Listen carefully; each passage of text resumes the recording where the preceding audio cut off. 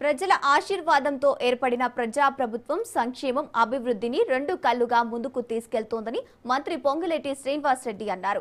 ఖమ్మం జిల్లా కొండాపురంలో 5,20,00,000 వ్యయంతో పొన్నకల్లు Kondapuram BT road నిర్మాణ పనులకు మంత్రి శంకుస్థాపన చేశారు. రాష్ట్ర ఆర్థిక పరిస్థితుల సవాళ్లతో ఉన్నప్పటికీ ప్రజలకు ఇచ్చిన హామీల అమలులో ప్రభుత్వం వెనుకడుగు వేయడం లేదన్నారు.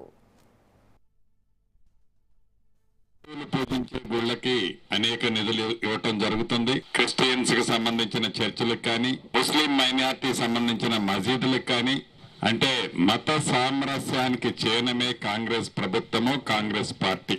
ఒక హిందువులు, ముస్లింస్, క్రిస్టియన్సే కాకుండా అనేక రాష్ట్రాల నుంచి, అనేక ప్రాంతాల నుంచి వివిధ మతాలకు సంబంధించిన వాళ్ళు కూడా తెలంగాణ రాష్ట్రంలో ఉన్నారు.